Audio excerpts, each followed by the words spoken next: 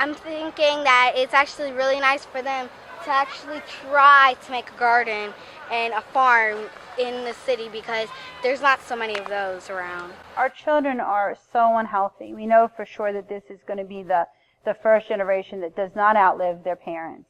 Childhood obesity is a huge problem. In York, it's a food desert, and basically what you're looking at is that there's a huge population. Even though they may have food stamps, there are markets, but yet not all of them take food stamps. Okay, there are corner stores, but they don't sell fresh fruits and vegetables. All of this equates to disparity. So when we look at nutrition, when I look at nutrition, I don't have any background in nutrition, so this is for all the educators out there that you can do something even if you don't know much about it. It really needs to be one availability. Because you see that there's all these things growing, and usually I've never seen this before.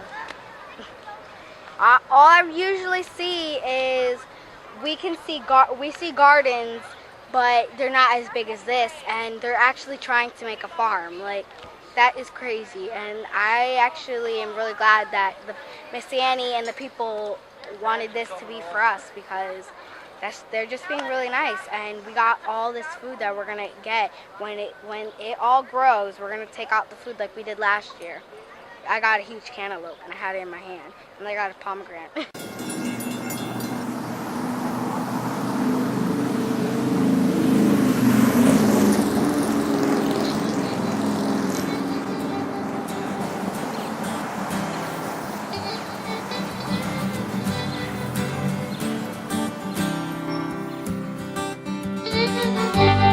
My daddy was a farmer. Mama was a farmer's wife. And by the time that I turned 10 years old, I knew the farmer's life. What we have found is that if you put out a bowl of fruits and vegetables alongside of a bowl of chips and pretzels, the children will absolutely go to the fruits and vegetables first. They eventually do go to the chips, but they will eat them. I don't think a lot of people think that's true. But it's just not available to our students, and a lot of times it wasn't available to their parents. And so now this becomes generational. And so what we're trying to do with nutrition is we already know that telling the parents that they need to do one more thing is not the way to make change in our community. We already know this, that our parents are overwhelmed for numerous reasons, and they're really doing the best that they can with what they have. But I feel like if we educate the children on, okay, here's not just eat an apple, but here's the value of the apple, or let's grow an apple. And now we're taking that from our garden, they participated in that, care of that.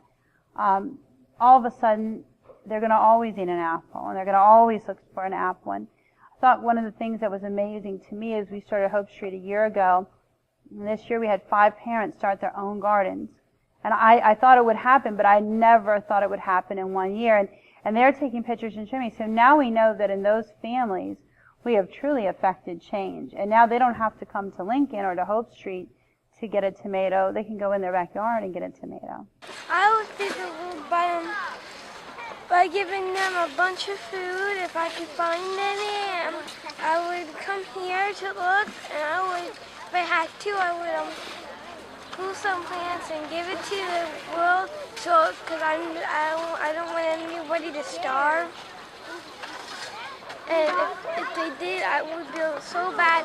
So I would try to give them food by asking someone, like, can you please give me some food for the people who don't have any, because people all around the world don't have food sometimes. So I would love to feed them. That's a rock. Or you think that's the floor? Oh my God, man, we're right.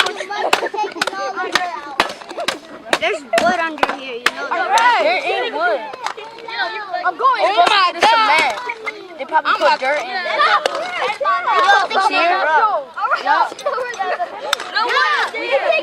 We gotta figure it out.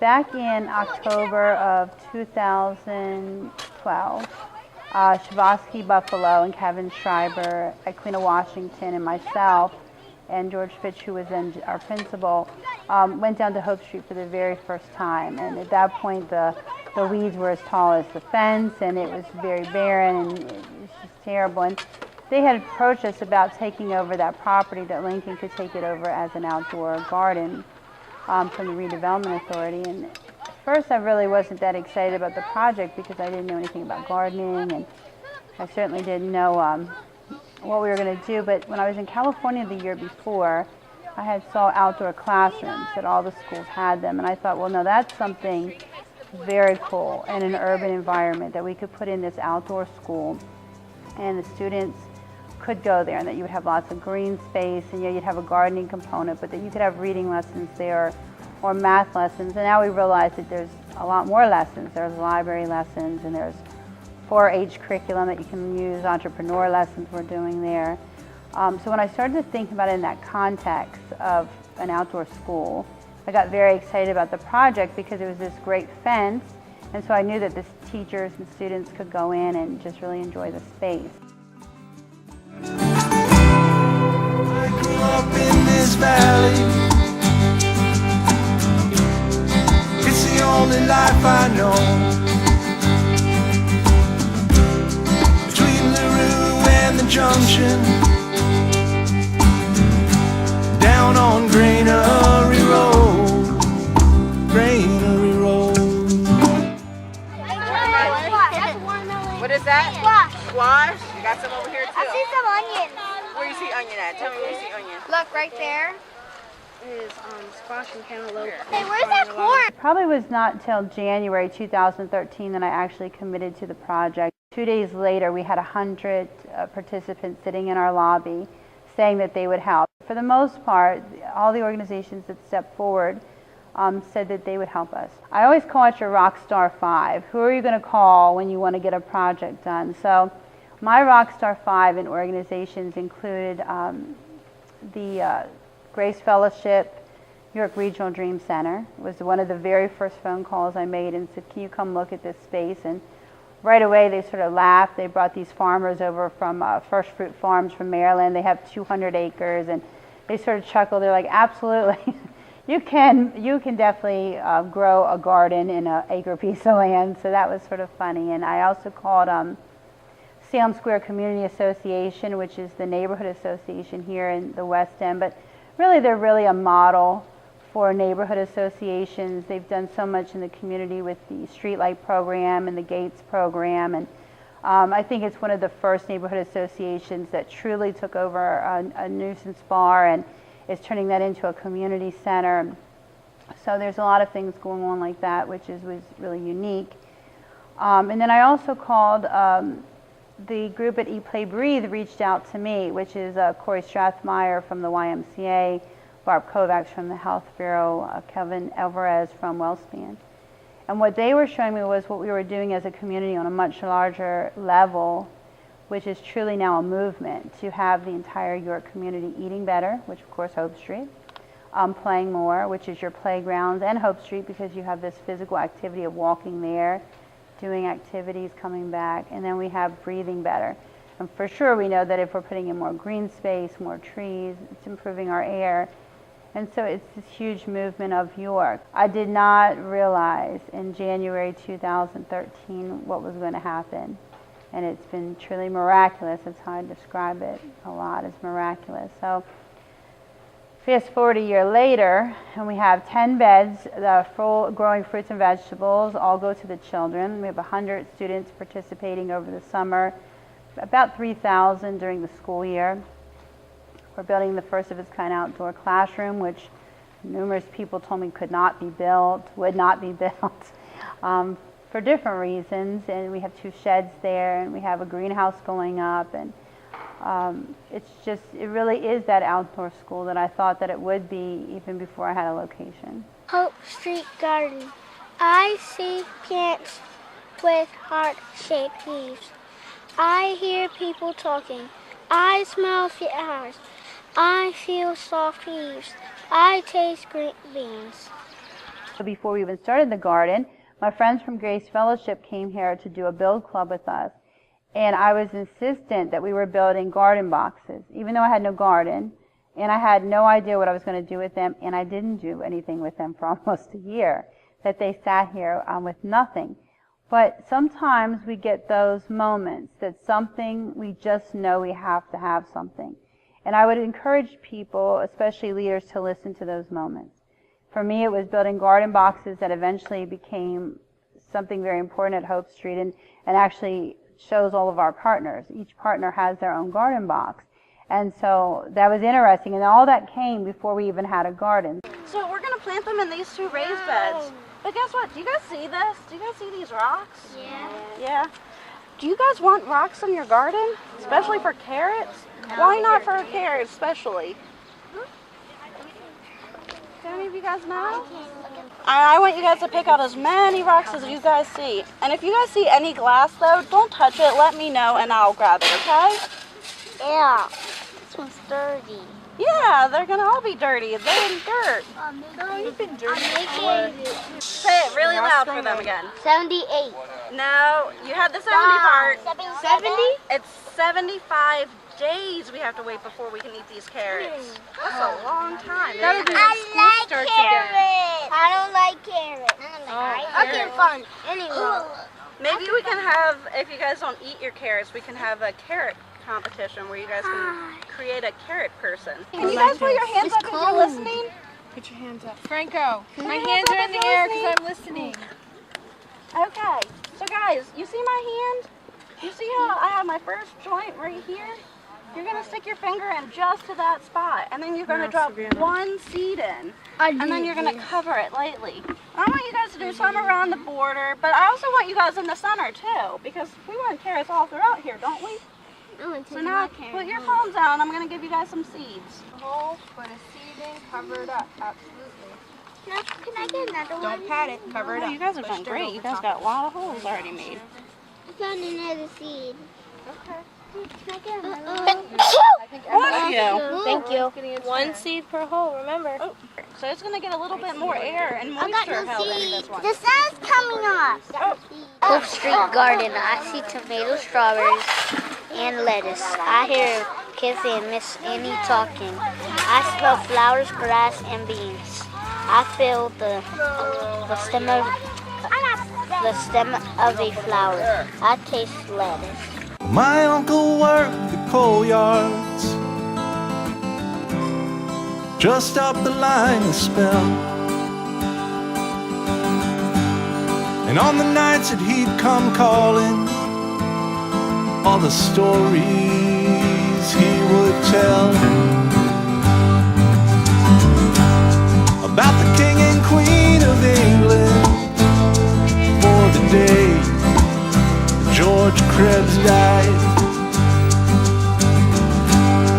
The emancipator's slow ride home, and how grown men stood there and cried. Show the foot up on that next one. Open your fingers wide open. Ready? Drop. 1, 2, 3. Up. Yay! If you don't know, a year ago in March, we were standing out here and the weeds were as high as the fence. And of course my A team is here. And there would not be a Hope Street if they wouldn't help me do all my projects. So they have their own spot on the garden too. I think it was something like 8 different organizations that helped build this cement over a course of a week. And you can see all the signatures in it, and there's handprints of all of our children the whole way around it. So this time I'd like to welcome John Kirchner, who said, yes, we'll build you cement, Annie Clark. Welcome, John. Well, our firm was hired to construct the Helen Thaxton School on East Philadelphia Street in York. And through the construction process there, we met Annie Clark. And Annie is a very, very persuasive and a wonderful person. She approached our Executive Vice President, John Kirchner, about the project and asked us to help. And how could we say no? As John said, how can you say no to Annie? And before I knew it, I had said yes. So we committed to providing the slab, the concrete slab. And like all general contractors, we have a lot of partners that helped us. We're a family-owned business, and the company was founded in the 1930s right here in York. All of us, all of the owners of the company live in the York area, and all of our employees live around here. So the city and its suburbs are very, very important to us. We realize that a healthy downtown is paramount to the success of York County and to our businesses. So it's only logical that we want to give back to the community that is so important. C.S. Davidson helped us with the structural design. So they actually designed the slab for us.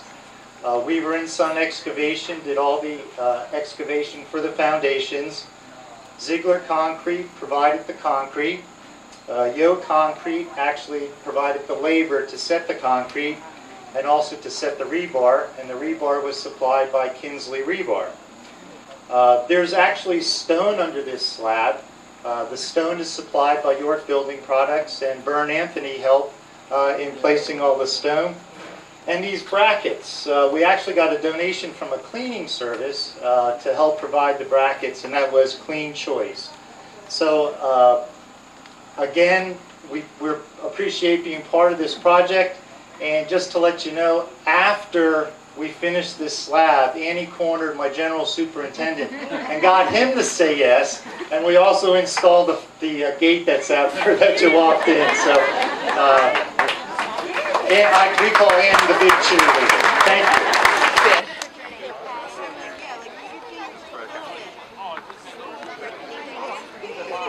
Want a hammer? We can hammer his hammer. Yeah, we might need a hammer. Hammer! Ready, guys? They're coming out. Ready? Don't fall in. Oftentimes, we're asked for monetary contributions, and we support a wide variety of local charities that are doing very good work in the city and the surrounding areas. We also feel that it's important as business people that we have board members from our company, that we supply board members to the nonprofits in the local communities, because, you know, an executive director of a nonprofit has a lot on their plate, and they have to be a jack of all trades. So I think it's very, very good that the business community comes together and supplies our local charities and nonprofits with executives who can help that executive director running a very successful organization. We look at our involvement in the community from two aspects.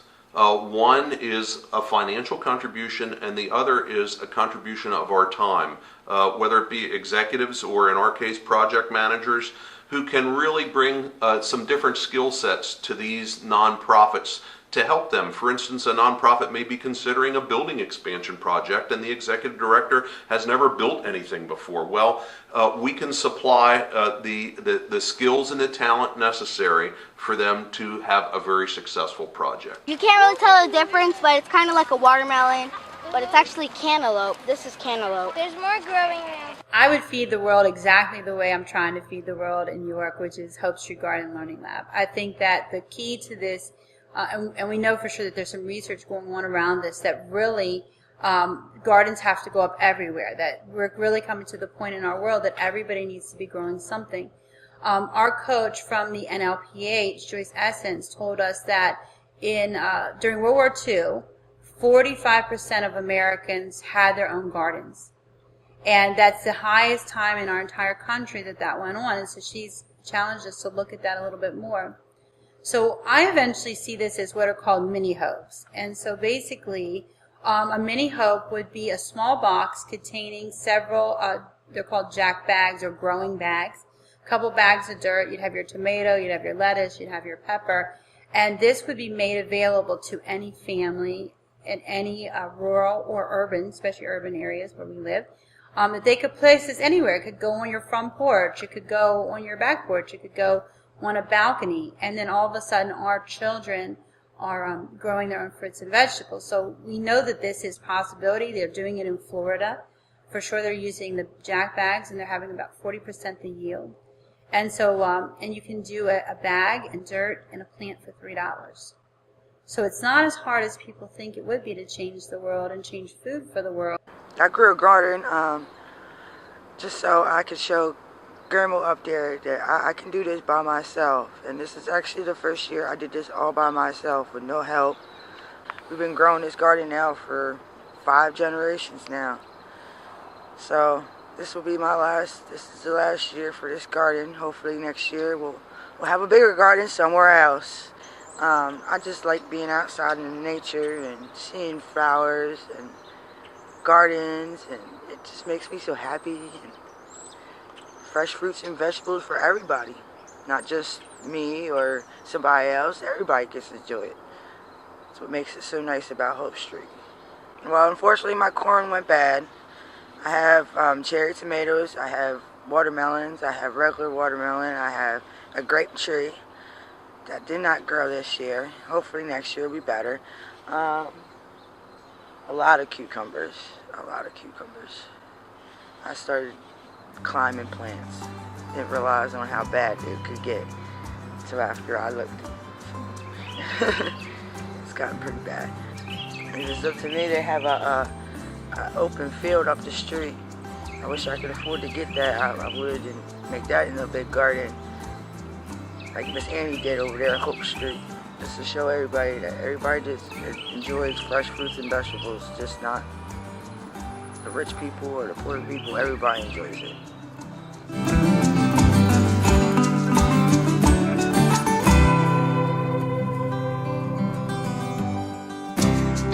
I grew up in this valley. It's the only life I know. Between LaRue and the junction, down on Granary Road, Granary Road.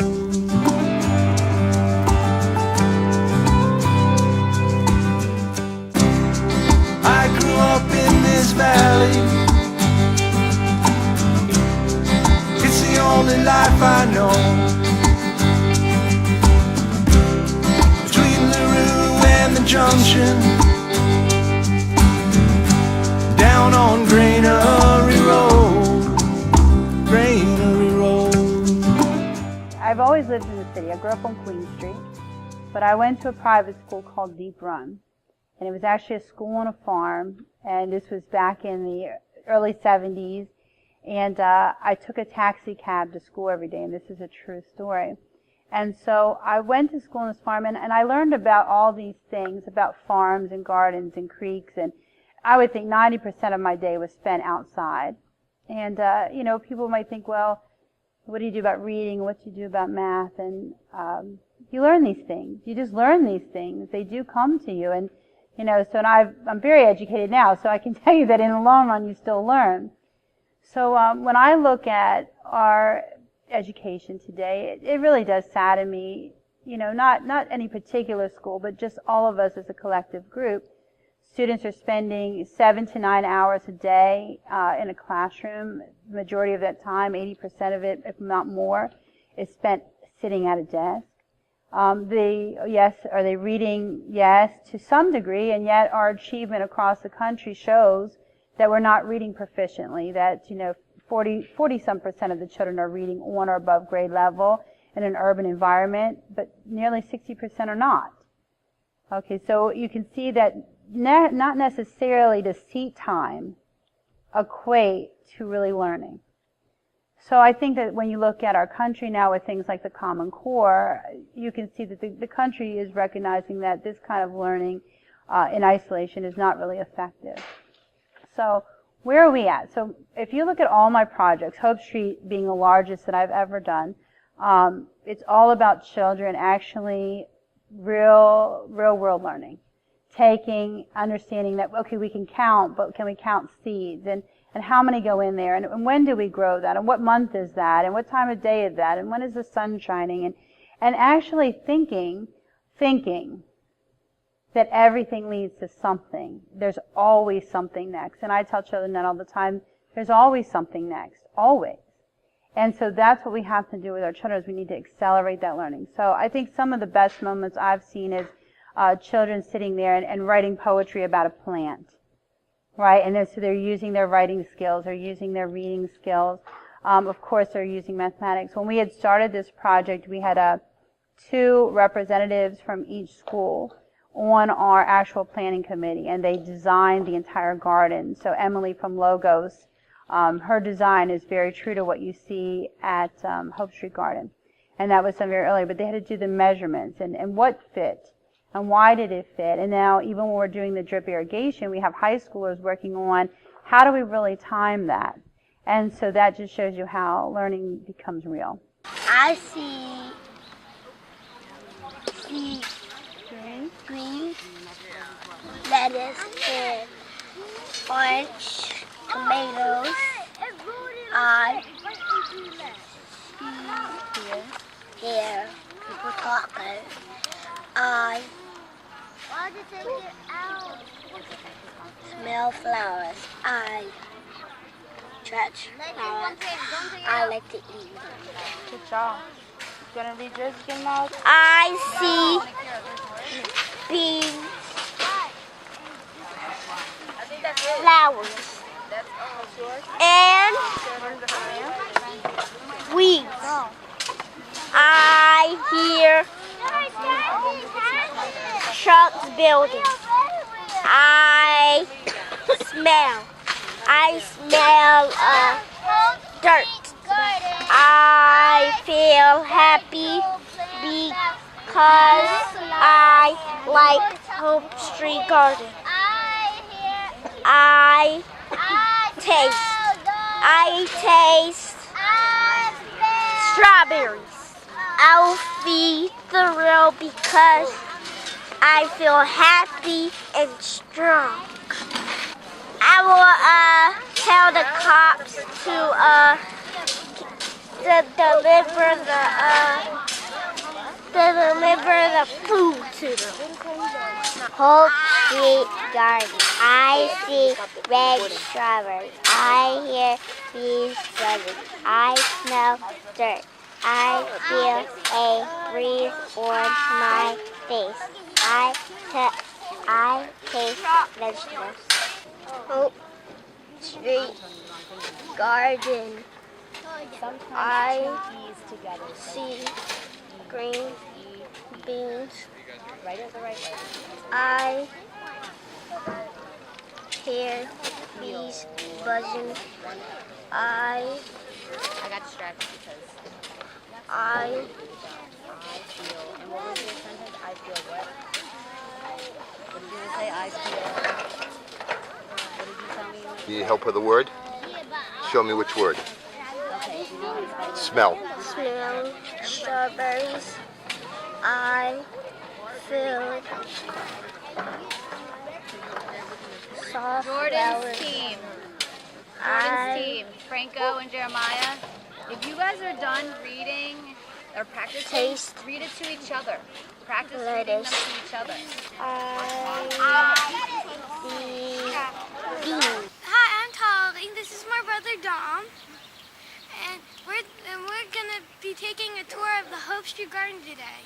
These are squashes.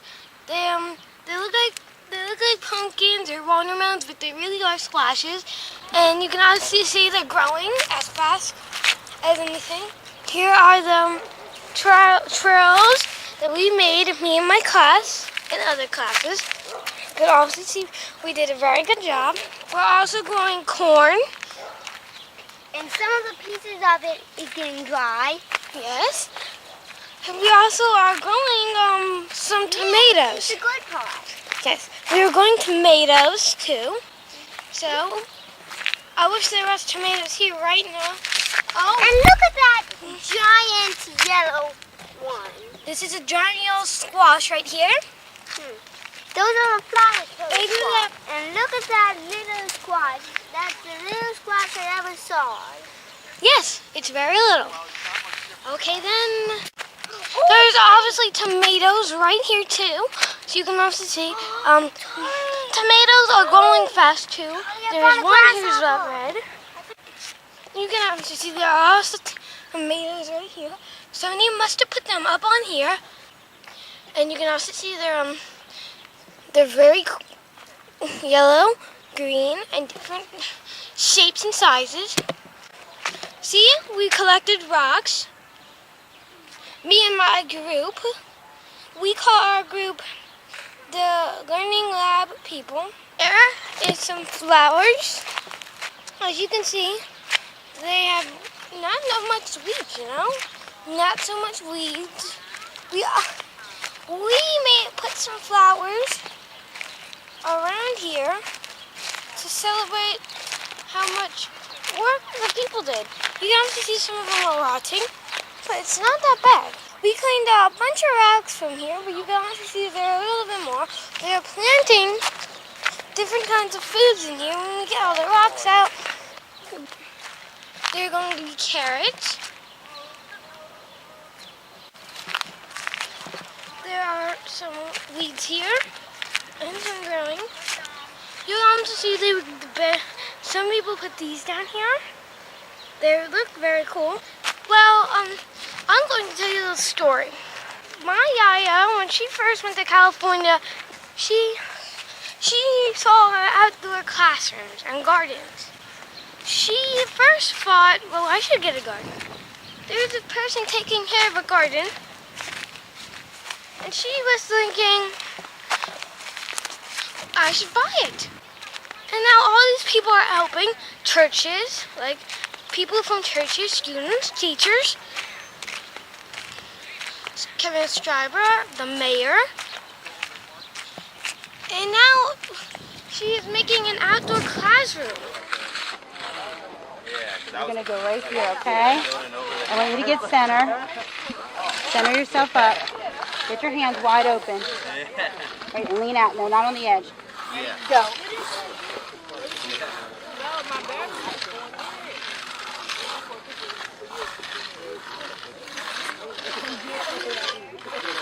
You can obviously see this is going to be where the classroom is, the outdoor classroom. People put their handprints here,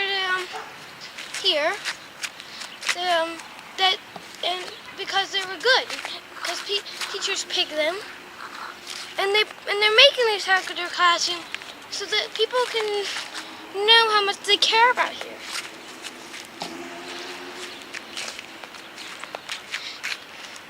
This outdoor classroom will be a great experience for people. Here's a dog, Athena. This is my yaya's dog. She is a golden retriever. She loves coming down here and playing all day. And she just loves it out here. She loves running around and having fun. People in a lot of places have come here to work on this. They came here to support us and the students. They did a great job. I think at this point, when I think about even my own children, and I mean, I always had jobs and worked, and I grew up eating tons of fresh fruits and vegetables, and I always had them in the house, but we ate McDonald's a couple times a week, and not because I was lazy, but because they were playing sports. I mean, and then even Gatorade's not good for kids because it was designed for college students, right? And they sweat a lot more and they're a lot more physical. And then we're giving this to our kids, and that can create gallstones and different things in children. And that's just coming out because it's not really wasn't designed for children. But that's just things that have gone on that people, that us as parents have not done a good job with our kids, and not because we didn't care. We weren't even financially okay to buy the food.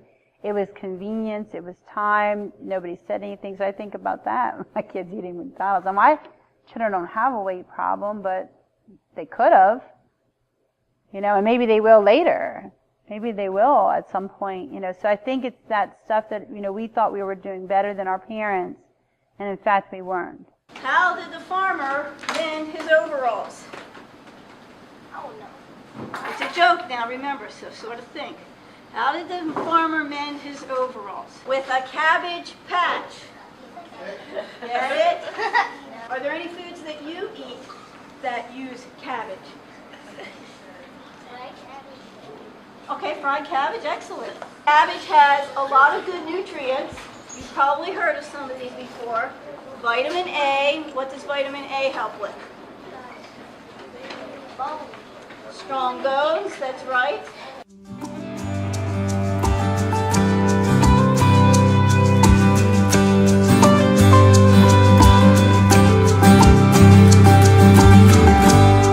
Mama needed we'd run errands to the store at Old Man Shives. Well, he'd sell her goods on credit and slipped us penny candy on the side. And most days we'd walk to Glenrock,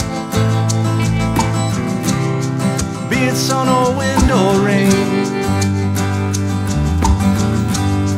Fridays saw a shiny diamond advent passenger train. I grew up in this valley, it's the only life I know. Between LaRue and the junction, down on Granary Road, Granary Road.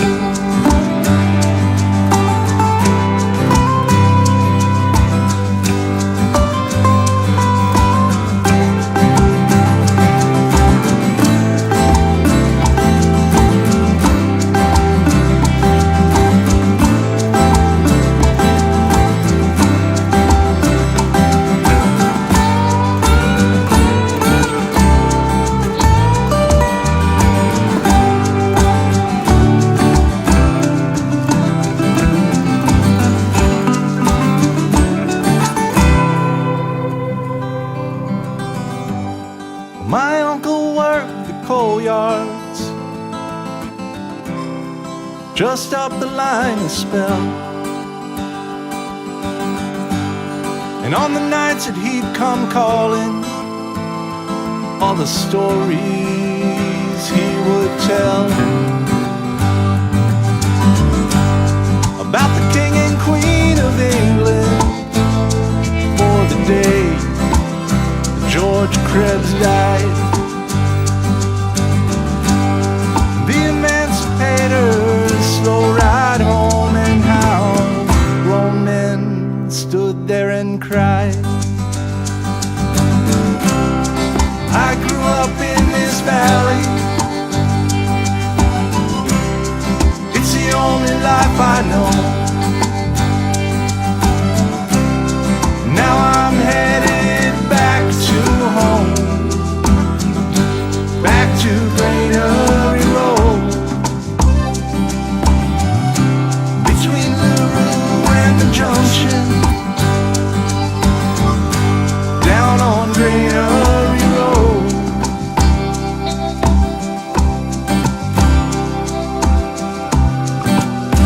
Granary Road.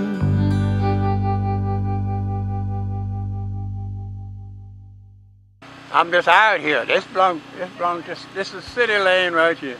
Yeah, this belongs to York City. Yeah, that's right. Yep, belongs to York City. Yep, I had it for over 30 years. I've been planting that shit for over 30 years. Yep, giving people. I'd give stuff away. Yeah, I'd give to people.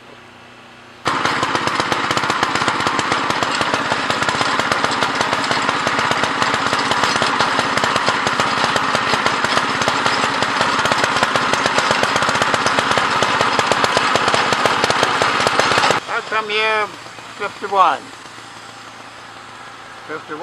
from South Carolina. Come here, 51 from South Carolina. Yep, I grew garden before I come here. So I said, well, I used to go corn 3 and 4 stoke. I had 4 years to the stoke out there. Yeah, I got some of the seed at home right now. Yep. See some onions. Where you see onion at? Tell me where you see onion. Look, right there is squash and cantaloupe. Hey, where's that corn? Why is... I'm glad to see them learn the kids something myself. I'm glad to see them trying to learn them what a garden is. Yep. A lot of people don't have stuff out of garden, you know. You give it to them, I think they appreciate it. I would buy a bunch of seed packets of a bunch of vegetables and everything, and I would actually plant them and start handing them out to people, like, so they could have plants of their own and they don't have to. So farmers got less work for them. They still plant things, but I at least gave people in the world some more stuff. So that they're not directly going to stores, or anything like that. They got things growing in their own backyard. Sitting there talking to the lady at Nutrition Links. She teaches the Nutrition Links class, a 6-week class, to teach parents about healthy foods, healthy cooking. The parents have multiple things. So they have measuring cups. They don't have measuring spoons. They cook for what they're eating that day. They have no containers. Some parents have absolutely no electric, so you're not cooking. You have no water, so you're not washing anything. So it's all these things. It's not just one thing. And so then we call the parent, as educators, we're like, we're concerned that your child didn't eat today, or whatever we say. We say different things. Here's a parent who has no electric, has no containers, right? What are they feeding their children? And then all the stores around them, the 4 or 5 stores that they can walk to, sell no fruits and vegetables. He said it too. He was like, hey,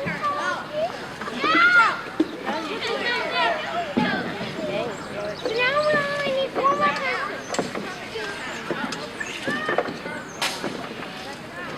Now hold on, y'all get in there. Come on, Sally. That's it, Evelyn. That's it. You gotta twist it, remember? Twist. Ooh. Hold it up in the air, the 3 of you. Yes, champion. Great. He was the keeper. Right? He kept it when nobody else wanted it. And then that saved it for us so when we came along. So my friend, Shavosky Buffalo, who is sort of a director down there at the RDA, and our other friend, Kevin Schreiber, who's now our state representative. And all these things, you should learn names, right? All these things mean something to you, even if you don't think they mean something to you. They came to see me because I built a playground. And my friend said to me, if you can build a playground, people are going to ask you to build more things. And I didn't think that was true. I'm like, it's a playground. But he was right. So when the playground got built, about a month later, they said, we want you to look at some green space. And I was like, I knew nothing about gardening. I was a teacher. I was a community activist, but I knew nothing about gardening. So I don't want you to think you have to know something to do it.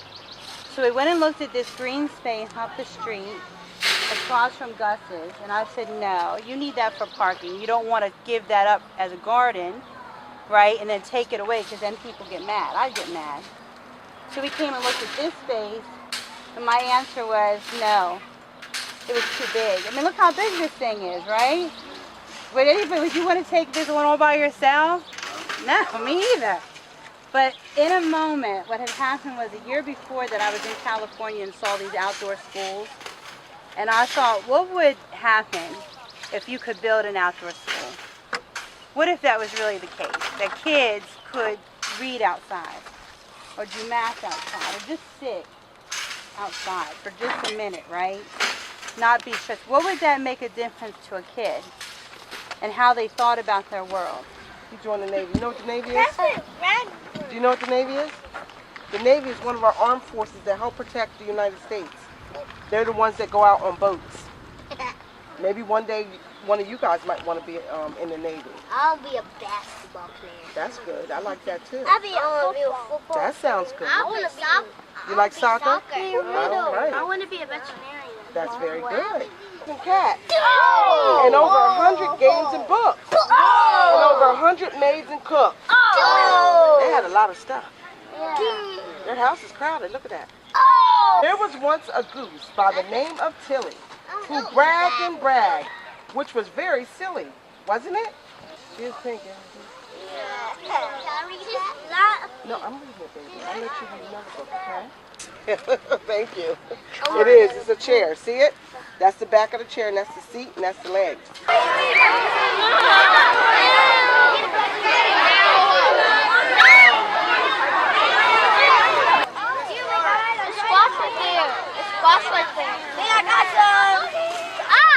When we first came here and I brought my class down, we were really excited, and I looked at it and I was like, oh my gosh, what are we going to do with this? It was just weeds were everywhere, and I thought that's a really big project to take on. So each time we would come down, we were first, I remember having my class like pull things off the weeds off the fence and they were moving rocks and they were really excited about it. They really liked it. And then each time we would come down, other classes were coming down as well, and then it just got better and better. And I know over the summer a lot of people came in and helped as well, churches and things.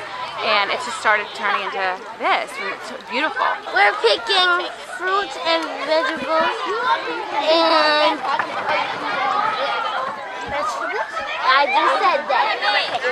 So throwing flowers and throwing flowers, and we're putting over there where the baskets are. My friends, right now we're listening here. Sing. Planted some gourds. Now some gourds are smooth. It's an apple. And some gourds are bumpy. You want to put it in wet look. Some gourds are bumpy. I'm really excited this year and last year that the students are able to come down here. They love coming down here. We're going to start having classrooms down here and doing things with them instead of having to clean it up anymore. And I'm so happy they have this opportunity to come down here and have a green space where they can learn and play and be outside. My third grade friends kept their piece of ribbon after they cut it, which was pretty cool. Okay, so what you're going to do, you're going to open your scissors, but you're not going to cut. Open your scissors and pretend you're cutting so we can take the picture. You accept responsibility for the garden. Yeah, we talked about that, right? We can't cut the ribbon unless we accept responsibility for it. We got to take care of it, right? Anything we own, we got to take care of. And all the streets that lead to the garden. All right. Thank you. Right? How about your seats, okay? All the children you see up here have worked in this garden at one time or the other.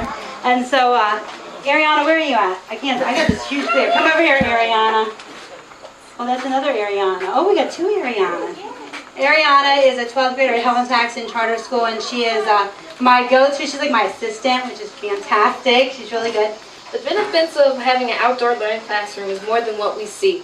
It's more than what we hear our kids saying, and it even runs deeper than seeing the smile on our child's face because they're having fun picking fresh vegetables out of the garden. They help create themselves, and even with this great gift that Miss Annie has given us. But under the surface, the Hope Street Garden and Learning Lab runs deeper. Hope Street Garden is learning to help develop well-rounded students in the classroom and our York City community.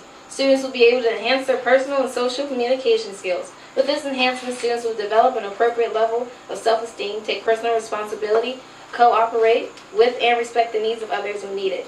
We will, as a community, come together and we will help our students evolve into stronger young adults. We have these green spaces who are owned by the Redevelopment Authority because they've been abandoned properties and they've been torn down. Our RDA was smart enough to think of some of them as using as houses, of course, but also to think to reach out to our community and say, how about building a garden? You know, that was somebody else's idea, it wasn't mine. I think that's very interesting to see green space used differently, and what does that promote? Our community coming together, that we have, you know, political figures, and we have churches, and we have schools, public and private, working together, that your community will get around change, but you have to have something to change. Most people that I see talk about leadership is they're always talking about money. If we had money, I'd build this. If we had money, I'd build that. And all the projects that I've ever done, we never had any money. We never had a single dollar. We had a dream, and then we just started getting people to help us with that dream. And I would say people will follow good work. And so if your reputation is you do good work, then people will follow you and they will want to help you with it. I would say use the student voice. I think that we use that very effectively. And I always allow people to bring what they want. I never really ask people to bring something I want. I just want to know what they want to bring, and then I accept it and say thank you more. She inspires me. In the brief time that we were friends, she told me things that will carry you a lifetime. Stand up. No matter how mean people are, don't let them see you be upset. And she was right about that. And the further you go and the more that you do in your community, the more people come at you. And the more that you have to be willing to stand up, and in most cases, stand alone. We're just standing up for our community, and we're doing it in the neighborhood. Instead of having a meeting on the inside, we're having it on the outside. It's picked a corner to stand on.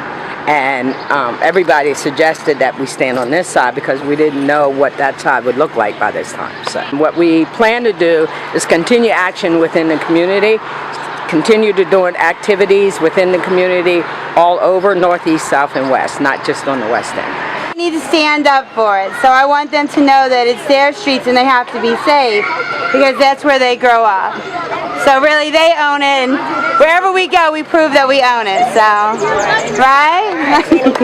Thank you, Ms. Wood. So far it's been on this end because we haven't had any activity. We're getting ready to start the police academy, we're getting ready to start block watch, and also citizens code training.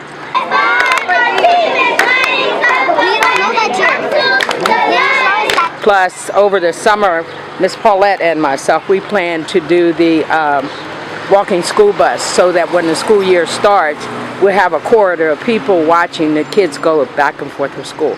So it's going to be a lot of action going on. Our picture sits on my desk at Lincoln, and there's not a single day that I don't look at that picture and think to myself, is this what you thought? Hello, Scarecrow. What happened when you came to the history garden? It was rainy outside, I'm guessing. You are wet. It was very cold outside, but I made it through. The Oak Street Garden was a very good place for me because I scared with the crows. The crows come out a lot of gardens, you can also see. But my story is really different. My story starts with me, the Scarecrow. There was this woman buying me. She said she needed me for a garden. I was so happy because I was very young. Now I work at the garden helping. I'm one of the helpers as you were speaking of. And I'm very important to this garden because I scare the crows away. You can also see I'm very unique in many ways.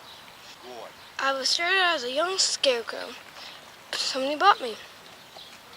I came here to look for a journey. And now I'm here at the Oak Street Garden, learning and helping. People come down here for many things, to learn, to have fun. But you can also see I came here to help. I have fun on the ways. This is my adventure. This is how I live. Okay then. Yep. You have a good memory. What? So, to burn the coal and produce the power, an electric power plant was built along the river. Get rid of it before someone gets hurt. They decide to pour it down the storm drain out by the curb. The mysterious liquid is out of sight, but it is headed to the river. Can I have my mysterious liquid? I love gardening, I love farming, I love reclaiming areas back into a more usable, people-friendly, community-friendly condition. I hear people were fearful of approaching it because they just did not know what was going on in this soil and on this soil. Shade is a huge habitat for mosquitoes, which are a large problem here in New York. So one, I can see that this area here that's clear, you won't have to really worry about mosquitoes. That's fabulous. That's already like one problem checkmarked, gone. The soil cannot be that terrible if you've got this much growth in it, whether it's trees, whether it's weeds. I love having a wildlife-friendly urban habitat in the middle of a city. It speaks well of the overall good health of the area.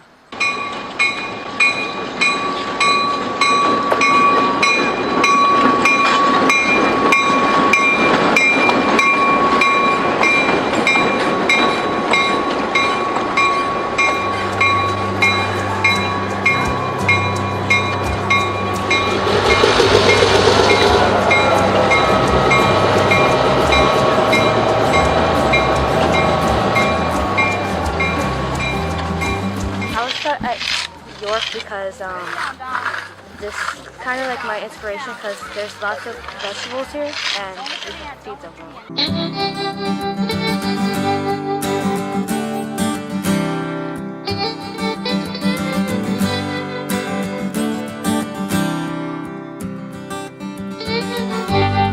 My daddy was a farmer,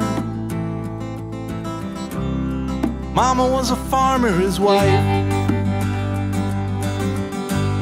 And by the time that I turned 10 years old, I knew the farmer's life. Fetching water before sunrise, milk the goats and feed the hens. And in the evening before supper time, well, I'd do it all again. I grew up in this valley. It's the only life I know. Between LaRue and the junction, down on Granary Road, Granary Road.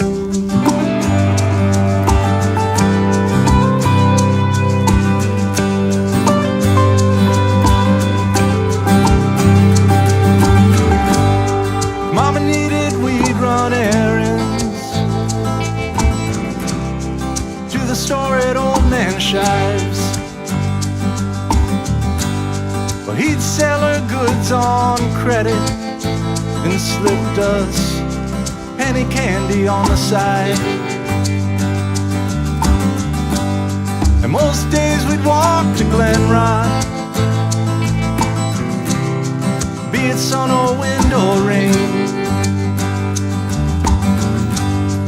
Fridays saw a shiny diamond Adman passenger train.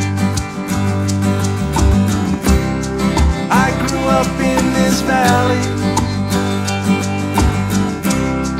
It's the only life I know. Between LaRue and the junction, down on Granary Road, Granary Road.